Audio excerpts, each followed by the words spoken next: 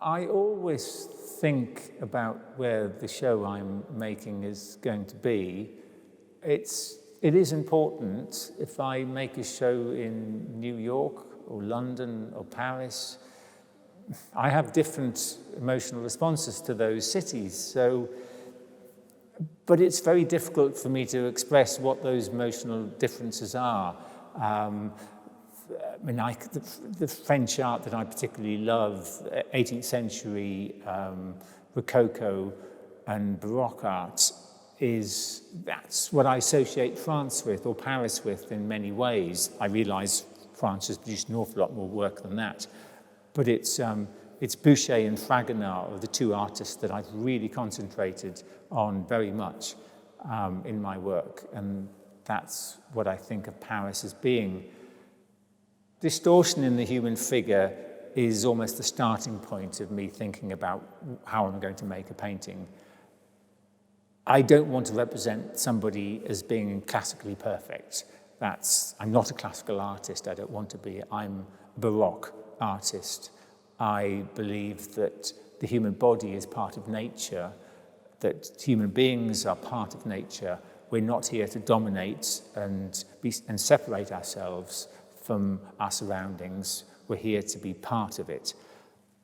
There are a few paintings I've made that are painted on wood panel, and that's partially because I have an interest in trees and nature, and I love the wood grain and the movement within the wood grain, and certain woods have different grains. Beech, oak, and cherry are two woods that I've painted on. Each has a very particular grain, and I use that grain within the painting in order to help me create curves and lines. It helps me compose the painting.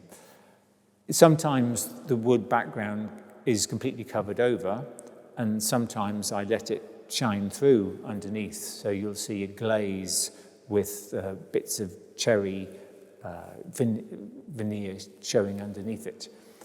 It's just an idea of we're like trees, and just like in nature, like a tree, we change. We express ourselves because of the way that the world has battered us. I love painting and drawing trees, and one of the things that make a tree very interesting is what the wind and the weather, the rain or the lack of rain has done to the tree. They punish the tree, they subject it to forces from different directions, they scar the tree, they give it an expressive element that only nature can give. And I see the human body as being very similar, that the environment changes the way the human body is. So my bodies, my faces that I paint often look like a battered tree, as if branches have been pulled off or scars have healed slightly.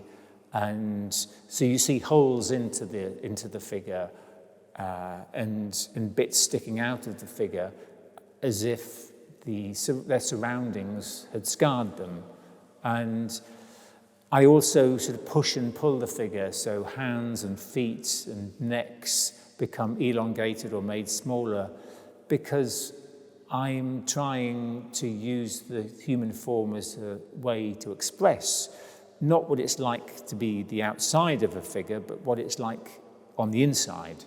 So in the work, what somebody's thinking is expressed in how they are represented externally, and therefore the elongation of a neck, the upward glancing of the eyes, the fact that the feet might be made rather small and delicate, gives this idea of lifting up, of something being not quite of this earth, not quite being subject to gravity. And that's something which always interests me, the idea of being outside of gravity. Ever since I started making science fiction paintings, I think the idea of being outside the Earth's gravitational pull, free, was very interesting. And to that end, a lot of my paintings have bits that fly off as if the figure is starting to disintegrate and float off into space and disappear.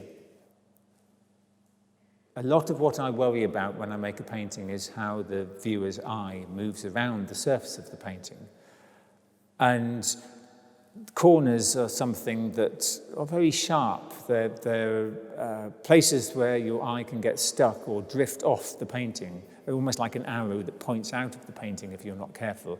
Rounding the corners, especially when the work has a lot of circles and curves in it, creates a sense of harmony of the border, and hopefully your eye doesn't drift out of the painting. My paintings don't have straight lines in them. They're virtually all made of curves.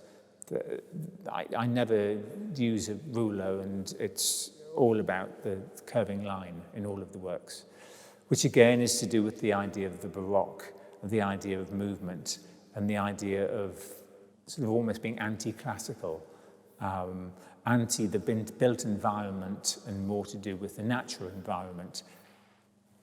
I want each painting to be individual, but I also want them to talk to each other.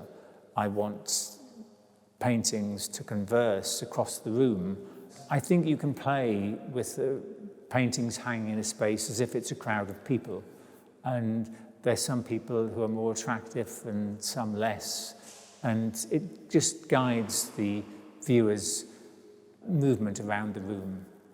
For instance, we put one painting in the arms of the Milky Way in a room by its own because it's a painting of two children, and the idea of being in the Milky Way in the arms of the mother is something which is meant to be sort of isolated. It's not meant to take place in public. It's meant to be sort of quiet and calm and peaceful. When I think about the color that I'm going to use in a particular painting, what used to happen is that I referred to another painting as a starting point. Not the painting that the main subject was, but another painting completely. And artists like Van Gogh and Ernst Ludwig Kirchner were very important to me when it came to color. German Expressionism particularly, Emil Nold. I think what they were doing was applying color in a particularly extravagant way. They were competing with each other as to who could make the most odd combinations of color. But I think as I've learnt more about color, as I've got older, I am less referential now, and I just make the colors up because I understand color theory more, and it's more natural for me just to invent relationships. I understand that if you put opposites together, or near opposites of color around the color wheel together, that it has a particular emotional resonance. And so I tend towards quite strong colors because a lot of my painting is about being as emotionally high-pitched as you can get within reason. I'm trying to evoke a strong reaction, and a good way of evoking a strong reaction is to use quite bright colors. And so that's what I tend to err towards. I find certain combinations of color funny. They do genuinely make me laugh to sometimes put a green and a purple together. It has an emotional resonance, and that's one of the things that I really like about art. With the painting The Untitled, I knew from the beginning it was going to be monochrome. It was just going to be black and white and grey. It just felt that I didn't want to add any high notes to it, as it were. I didn't want to add any emotions that were too resonant. I wanted it to be quite low-key and calm. The starting point for the painting is a beautiful drawing by Albrecht Dürer, and it's drawing of Christ. And it's a particularly interesting drawing of Christ because when you look at it, you think, is it a man or a woman? In my mind's eye, it was always a painting of Christ, this, irrelevant of whether it was male or female. And Therefore, the idea of colour just didn't fit within this particular understanding that I was trying to express. And the colour, the grey rectangle at the bottom of the painting, which remains blank, is there to, it kind of accepts any accusations or any compliments you want to put upon Christ. It's as if this blank box is there to take all of the punishment that the viewer is going to put upon the painting, saying that, you don't look like a real man to me. You don't look as if you're strong. You're not the saviour of the world. It's a rectangle to take accusations and put them in the bottom. The first painting I started for this exhibition about 2 years ago was Up Life Gone Star. For a long time, the painting was going to be called Ganymede, who was a shepherd boy who was so beautiful that Zeus was jealous and turned himself into an eagle and to swoop down to take Ganymede up to the gods. So this idea of this beautiful shepherd boy being swept away by a sort of evil Zeus as an eagle seemed an interesting way to think about the painting. Is the painting going up or down? Is it pleasure? Is it pain? Is the child alive or dead? You're not quite sure. I wanted it between states. It becomes Up Life Gone Star, which is a very abbreviated way of describing the life of Ganymede. Up life, he's taken away up to heaven, and gone star, he's turned into a god. So there's a sort of horrific element coming into the idea of this child having an eye missing. There is, if you look very closely, a lot of lines within the dark element of the eye to describe an eye. It is still there, but it's almost gone. That idea of whether the person depicted can see you or to see anything is very important. When you look at a painting, a portrait of somebody, and you get the feeling they're blind, you have complete free rein to look at them because you know they can't look back at you. With the two nudes I've made, Dirty Little Seahorses and When the Satellite Sings, both the figures are looking away from you, one to the side and one backwards towards the horizon. The heads have been made smaller as well and cut off at the top.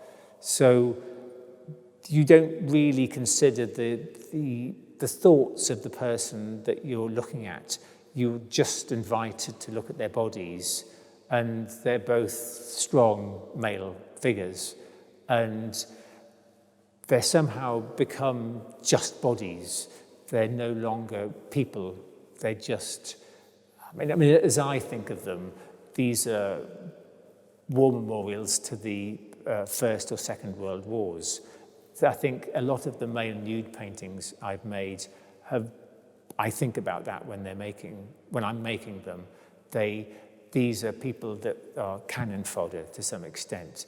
They're heroic but ridiculous because they're just bodies that society has decided can be thrown away and destroyed. They're valueless. The mask that the figure appears to be wearing in Sonnet Lover, to me, feels like one of the Venetian masks that people wear during Carnivale in Venice. So it has that idea of the grotesque and the cruel and the menacing and the hidden that figures have. If you walk around Venice during Carnivale, it's quite disturbing because people look very threatening. So again, it has a particular emotional feel, I think, this idea of somebody having this strange mask. And the only parts of the painting that has colour are the red lips, which appear sort of rather artificial and somehow quite cold and slightly threatening, as if it might be blood on the lips.